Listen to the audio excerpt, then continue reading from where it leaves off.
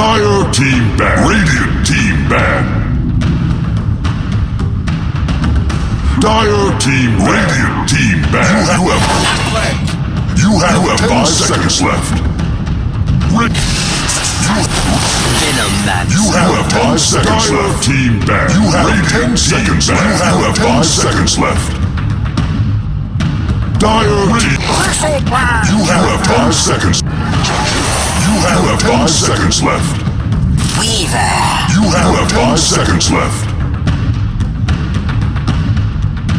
Bloodseeker. You have 10 seconds left. You have 5 seconds left. Dire team. You have 5 seconds left. Strong spirit. You have 5 seconds left.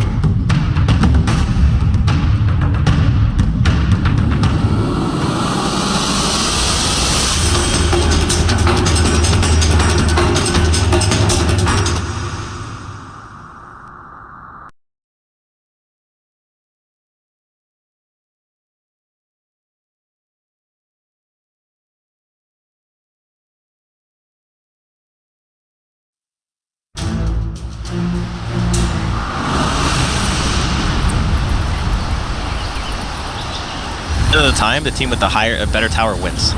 Well, if you think about it, especially in like the high level Dota, like all the teams that are, you know, getting to TI have done well there. Like they all have at least 1 or 2 guys with like a level 2000 tower, you know, because they have all that TI money. So, you know, perhaps it kind of, your tower level in a lot of cases, especially at higher MMR, does reflect like how successful of a player you are because you have the money to burn. Perhaps, I don't know.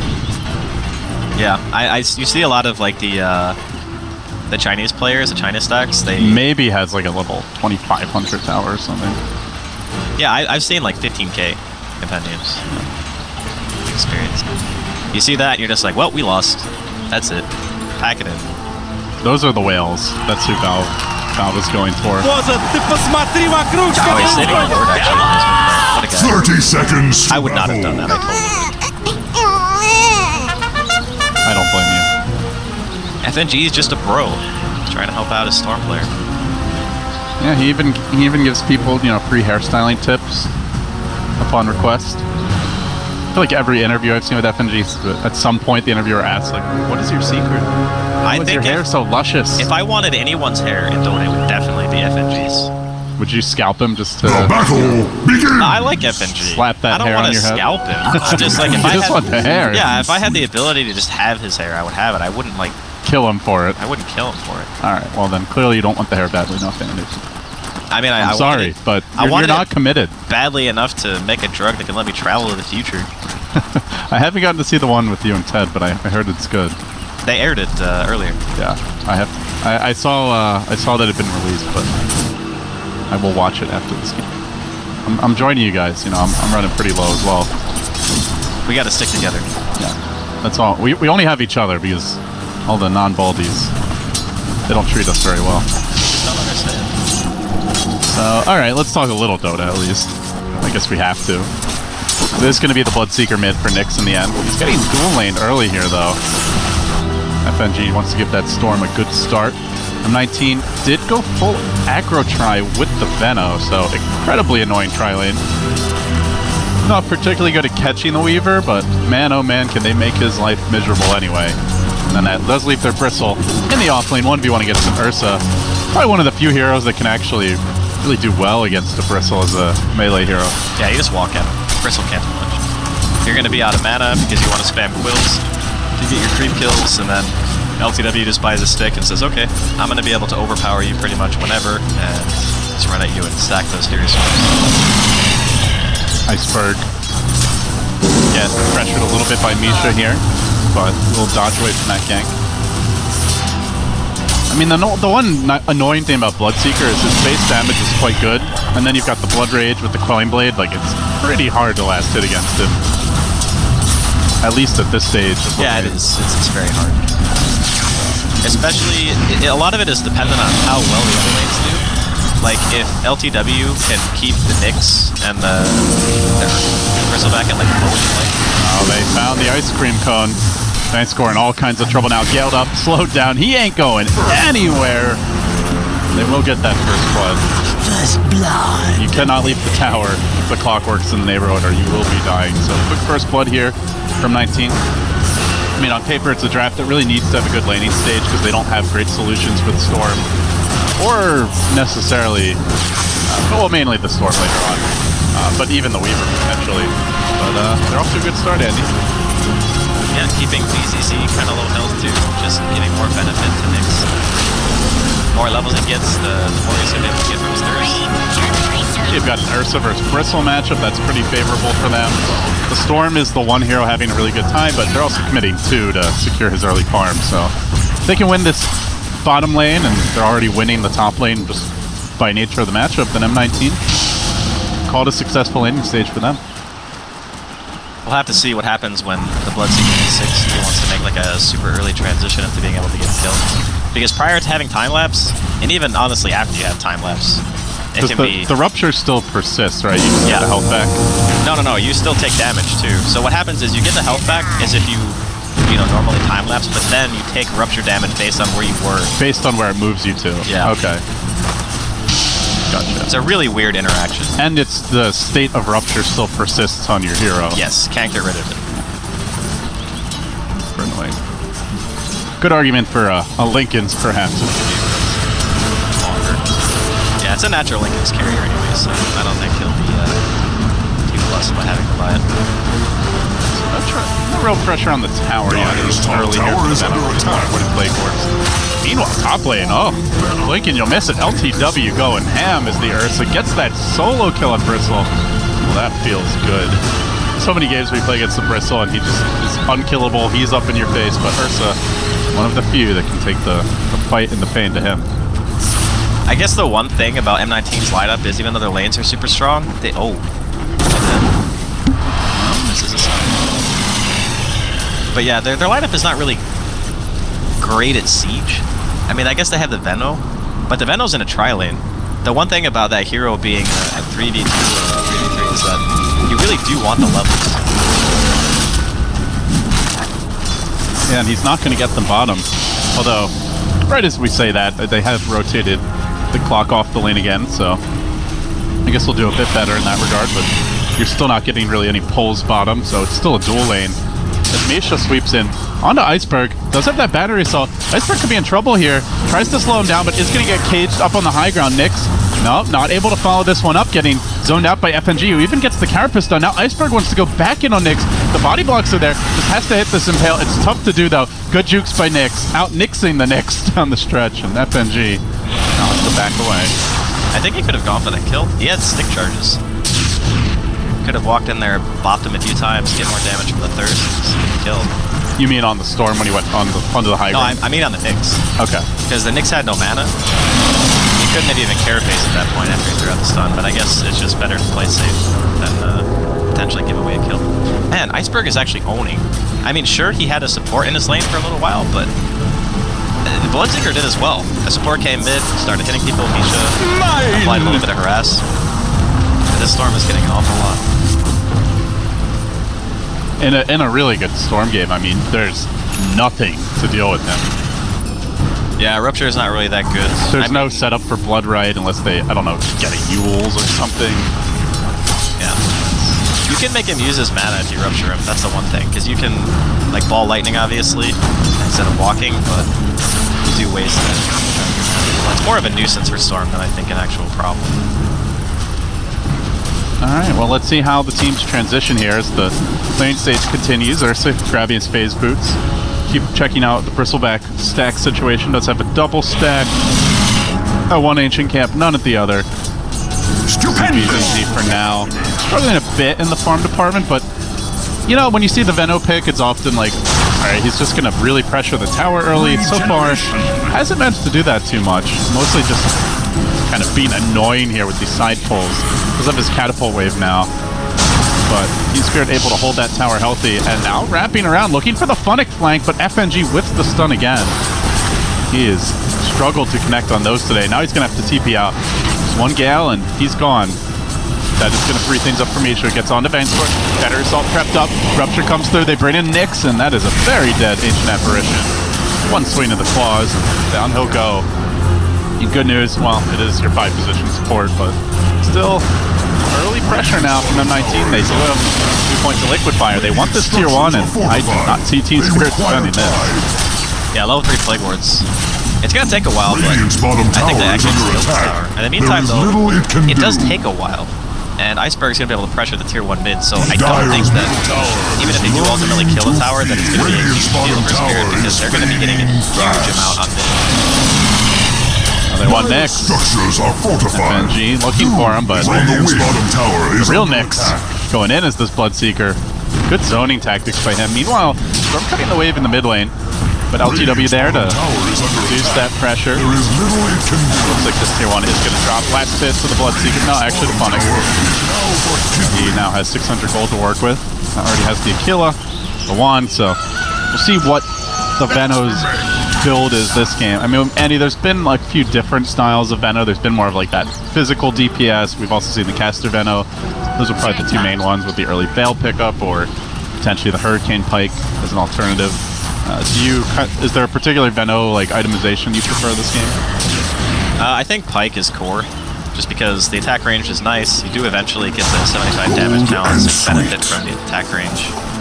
The on-use is also very good this game because there's not really that many disables, so like a Vortex or an Impale you can force your teammates out. I think that's a really strong choice. Veil is also classic. Do Rupture FNG here in mid. Getting a few auto attacks off, but threat of the Carapace stunning you under tower. Damage! Not something you want to mess with, especially with that Storm off the map. As Iceberg sweeps in on the bottom lane, he wants a piece of Funnick to get the Swarm on him, balling forward.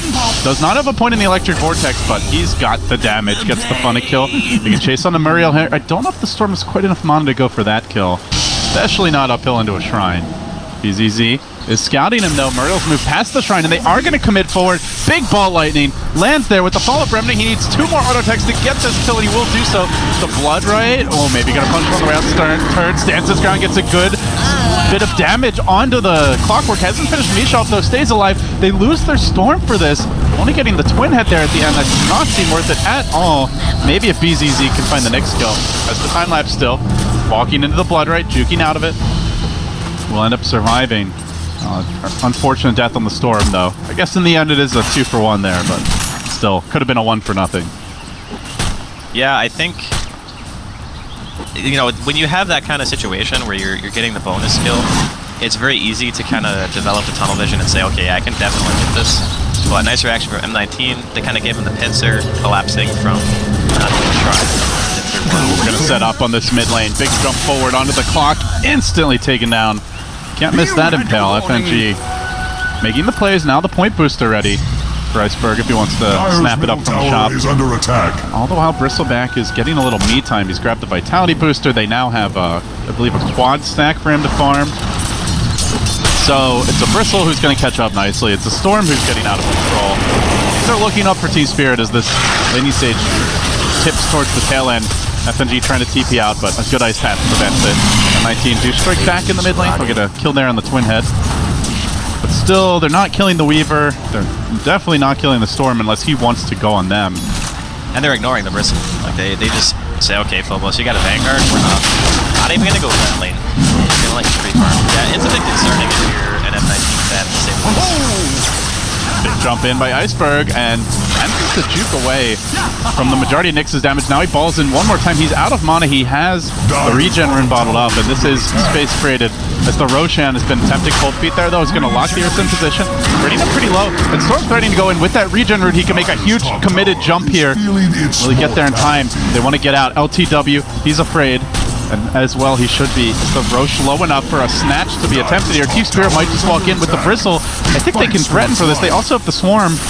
It's dangerous in the pit. You got to worry about the Poison Nova. Team Spirit respecting the AoE team fight of M19. Tense moment for both squads. You lose a Roshan and you give it away to Team Spirit, and suddenly it is entirely their game with the better late game and already difficult to deal with Storm. Hope be close to a Bloodstone and virtually impossible at that point.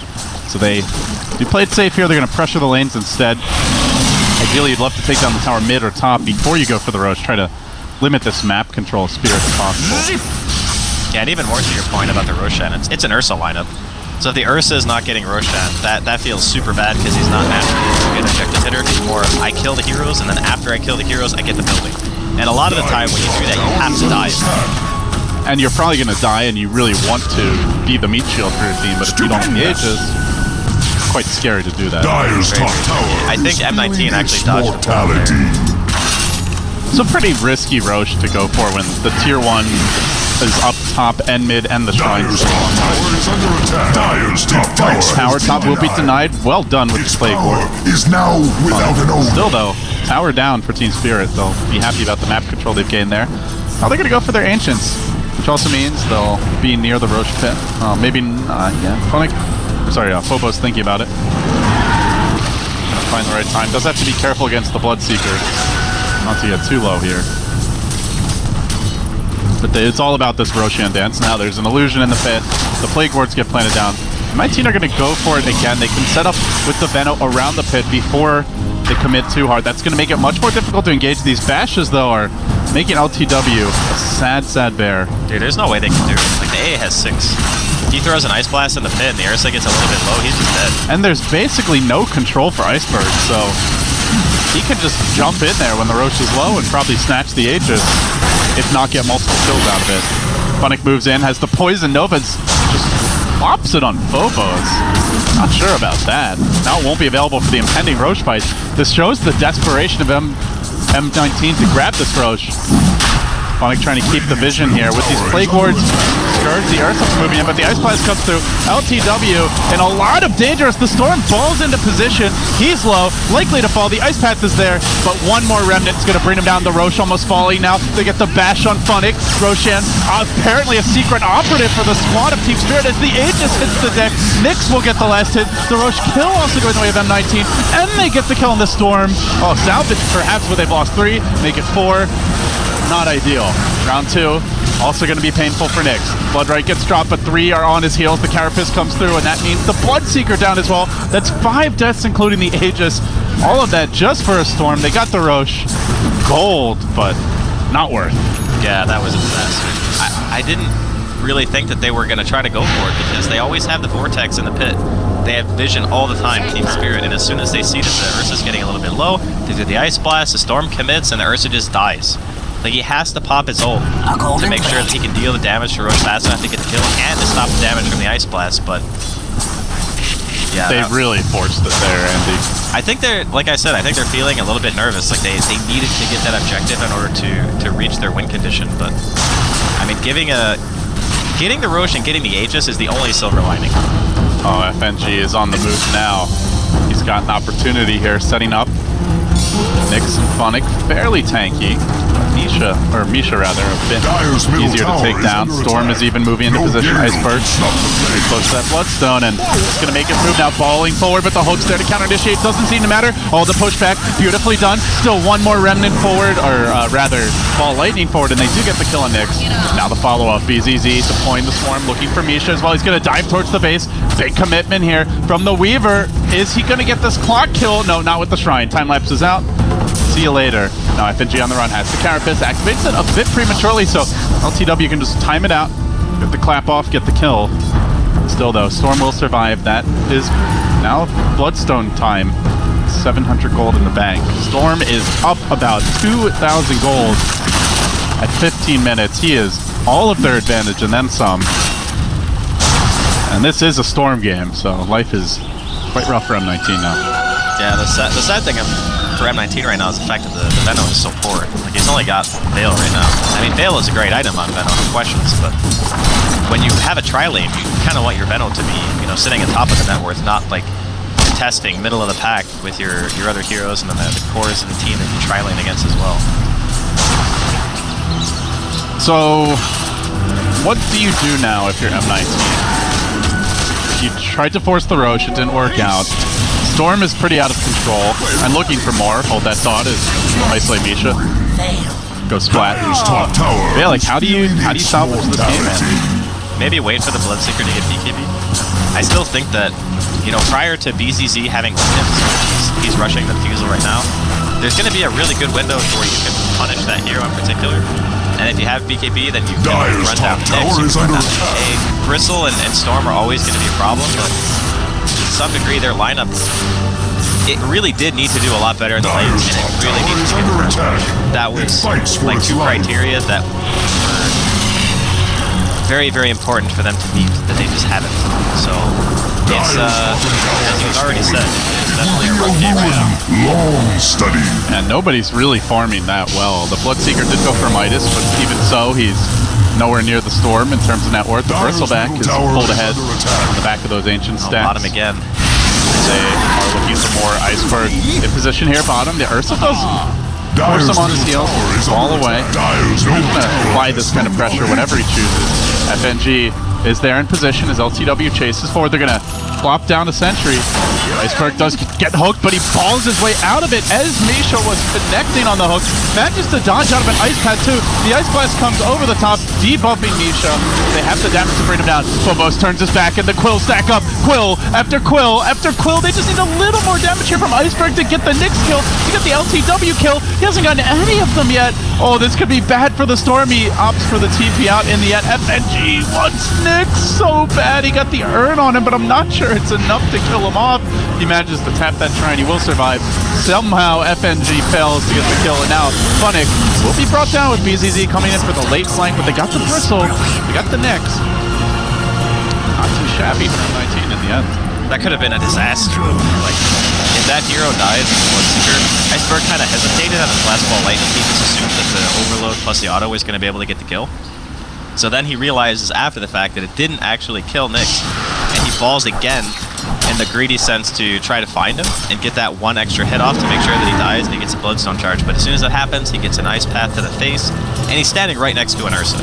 So at that point he decides, okay, time to leave. And I guess, you know, Iceberg not dying is also a good thing.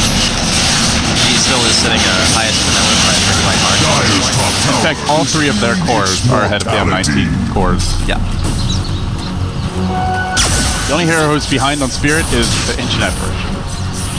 But he's got his level 6, you know, he doesn't really need to take over for them to win this game. It's also kind of difficult for the AA to just sit in side lanes against Clockwork and Ursa with the Blink and the Bloodseeker.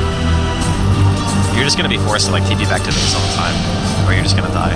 So he's just like sitting behind his team waiting for opportunities.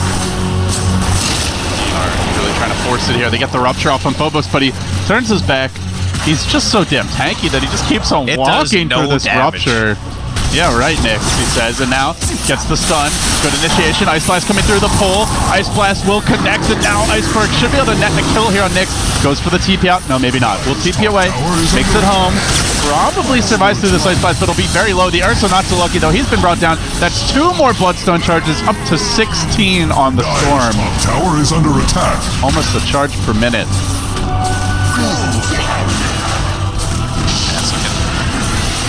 More and more difficult as time goes on for M19. I think the Bloodseeker in the laning phase, just having that additional pressure by having the assassin was really good because it allowed Iceberg to get ahead and stay ahead. And the first rotation by the Bloodseeker, he hits the bottom, he only gets a swing. So we haven't really seen like the effect of this in the Bloodseeker against the early game of Team Spirit. Cogs end up being a little coffin that Misha's built for himself, and he will pay. Gets brought down. Phobos standing in the middle of this entire fight, just getting quills off all over Muriel, and still the Storm getting more and more Bloodstone charges as time goes on. Now Funnick forced back.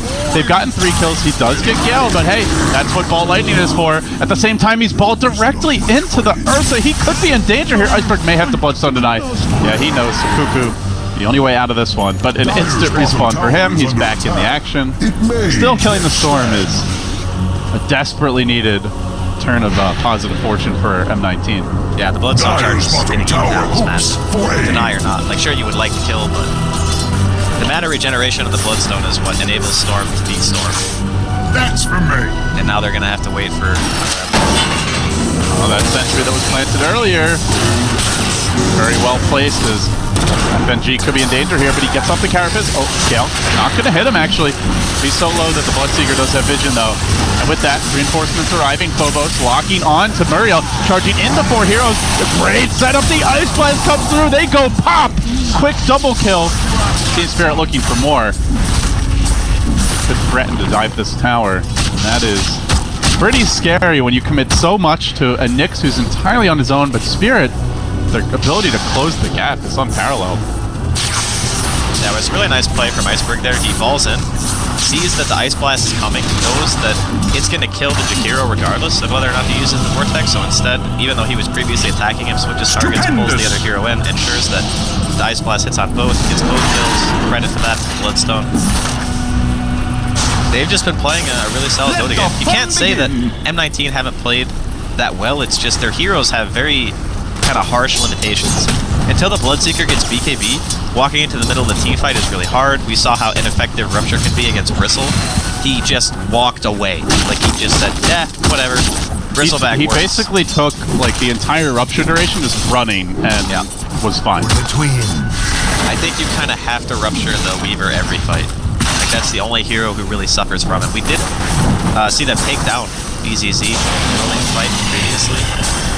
Because even with the use of the time-lapse, he still got hit by Blood Ray, still really couldn't move anywhere. Sat in Fire and eventually just kind of melted down. So M19 are stacking up the Midases now. They grabbed another one on the Benno, and then he's going to transition into the Aghanim's build, but it seems like they have kind of made the call as a team. We cannot win now. We cannot deal with Spirit in the mid-game. We're going to have to head towards the late game to even have a chance, but I kind of feel like that plays into Spirit's hands at the same time. It definitely does. The late game Storm is always a monster. Speaking of which, Big Ball Lightning forward, does find the opening here and locking down Nick. The hook comes through, does not get off the Poison Nova though. So Iceberg collecting more Bloodstone charges. He's pretty low on the mana department. He keeps on diving forward. He's up to 16. One little additional ball out will end up surviving. Meanwhile, BZZ punishing the bear. This pesky bug just won't get off his back. He's in all kinds of trouble now, Hounded. He does manage to enrage off that Diffusal Blade. Well timed there, and the cooldown prevents the follow-up. The old Diffusal Blade, well, maybe just purge him again and get the kill anyway, but... I mean, still, it's showcasing the issues that Bloodseeker is not a good matchup against Bristle. The Ursa is not a good matchup against the Weaver or the Storm. Dire's middle tower. So they're relying heavily on the supports to be able to, you know, get the Ursa in range, to be able to hit targets, you rupture them, so the Ursa can hit a target. Middle tower it just doesn't really seem to be... And a support like Jakiro Clockwork can do nothing against Storm, can do very little against Weaver. So you're relying on supports that just aren't that good at it either. Yeah, it's not optimal, to say the least. Their lineup just needed to do a lot more at a very early stage in the game. So execution-wise, and during the draft we talked about, Team Spirit is a lot easier to play with their heroes. And that's kind of, I think, what's being reflected. Yeah, obviously you can look at the way M19 have approached this game. Like, they didn't have to force that Roche the way they did. That definitely tipped the game heavily in Team Spirit's favor, but... You mentioned feeling the pressure in this game. I think also maybe feeling the pressure in the qualifier as a whole. They're down 0-1. They're on the ropes to get knocked out and fall just short of TI. And the struggle continues. FNG jukes away from this hook. They blow a lot just to get that kill. BKB committed early in the fight by Nyx. And now Storm looks to go in. Diving deep onto the Ursa. Can they kill him off? Easy grab. The Ice Path not solidifying in time. Iceberg jukes out of that too. Also going down to Nyx. Storm balling out of control. 18 Bloodstone charges. About to be 19. Muriel's next on the list. Maybe they can even go for Funnick too. It will end there. Up to 19. Well, if he hadn't died that one time earlier, he'd be at like 25 now. Storm absolutely out of control, and they have not even grabbed him this Aegis, but that is next on the agenda for a streaking Team Spirit. Just in case anybody was wondering, Storm is like the best Team Spirit in Dota. It's not even close, actually, how good he is support that item. Just because of how mobile he is, having mana on Storm is also like having so much utility right there. Lightning. This is Cheese and Aegis, by the way. The earlier team fight where M19 got the Oh yeah, Iceberg. He's going deep. This man does not know the word back, but he might get punished for it. Oh. Able to ball out. The hook's there. That does kill off the Aegis. Remember, he still has Cheese, though. He still has the second life. A little cocky. Yeah, he's quite sad about that one. He did get bashed, so I kind of understand the chat wheel there. Very nice play, though, from Misha to take him down. Still, like, it takes him playing that cocky to kill him. You know, if he's playing defensively, yeah, well, good luck. He's been playing pretty defensively in fights with how he uses Small Lightning, which I think is good. Because he knows as long as he doesn't die, Like they're gonna win the fights. Like Dire's Bobo's top tower is is under pretty attack. big in regards to overall farm. He's actually second highest in the game. It's just that when you compare it to Iceberg, it's still like 2,500 above him. Storm's just jumping in again. Finds the twin head on the side of the fight. Locking him down with the Orchid. He almost finishes him off, jukes away. That's auto attack going at the kill. And all the while, Ursa is just running. He's not hitting anyone. It feels like for the last 3-4 fights he shrines up. Iceberg just kites him. He does get bashed though. He'll need one more of those if he wants to kill. The cold feet are there. Not gonna matter. M19 gets slaughtered. While that was happening, the other 3 heroes got cleaned up in the back line. Celebratory ball towards the fountain, but like you said, Andy, M19, they needed basically flawless execution to take this one, and it was, well, anything but in this game too. Yeah, the first Roche really kind of shot them in the foot. Like, they went in, they committed super hard against the AA, who had a perfect timing on his level 6 to prevent them from just being able to walk into the pit and take it.